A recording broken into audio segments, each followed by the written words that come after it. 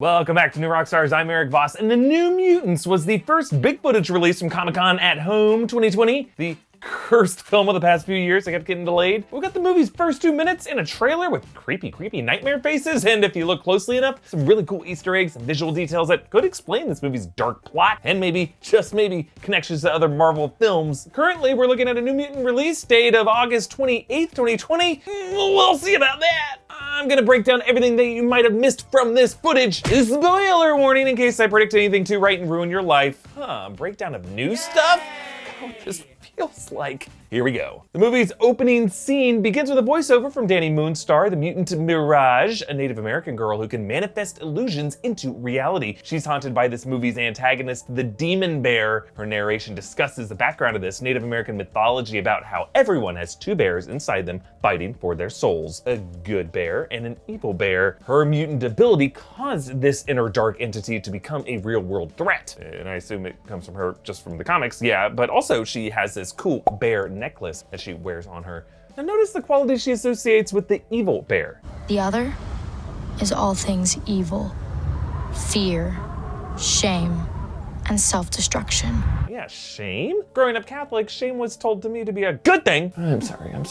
But it's cool. It's a little detail showing how for these kids, shame over their abilities is so self-destructive and toxic. It amounts to a force of evil that this demon bear can use to fuck with them. The demon bear attacks their community here, probably leading to Mirage and authorities to think she herself is criminally responsible. He probably would have been safer. Now it's only the opening scene, but already I'm loving the camera work here. A long, unbroken tracking shot following Danny and her dad out the fiery home, out into the snow. And then we get this overhead push in as the chaos explodes in the audio soundscape around her, but staying on her face as she suddenly wakes up in the Millbury Hospital, which I've talked about in other videos could be a nod to Nathan Millbury, Nathaniel Essex, Mr. Sinister, who was set up long ago to be a future X-Men villain in the X-Men Apocalypse post-credit scene. Maybe it'll be connected, maybe it won't. But as she looks up, Wolfsbane is looking down at her from the vent. That's a pretty terrifying thing to wake up to. I'm sorry, all the people who live in my vents. Let's move on to the new trailer, because it does just enough to get me excited for this movie again. Maybe it's just because, I'm dying of thirst, and any new superhero movie will be something I devour. We get new looks at Eliana Rasputin, aka Magik, the sister to Colossus, remember him from the Deadpool movies? Assembling over her arm is the Eldritch Armor. She carries with her a psychic blade called the Soul Sword. Charlie Heaton from Stranger Things plays Sam Guthrie, Cannonball. He can blast himself forward with invulnerability. You can see he attaches himself to this big concrete block, maybe to tow it along with him when he cannonballs, as a separate projectile that might be able to break through that force field that contains them in this hospital. And I think that field is being projected by Dr. Cecilia Reyes. Maisie Williams from Game of Thrones plays Rain Sinclair, Wolfsbane, who can shapeshift into a wolf. Notice how that W brand that we've seen on her neck is also scarred into her back. I'm wondering if her wolf form was branded with a W a few times on the neck and on the shoulder by fearful locals trying to tag this menace werewolf so that they would be able to ID her when she shapeshifted back. And then there's Roberto DaCosta, Sunspot. Bobby manipulates solar energy to raise his body heat to extreme temperatures, similar to the Human Torch, but it's not the same thing. He doesn't say flame on, it's totally different. Now this movie appears to be designed as a surrealist institutional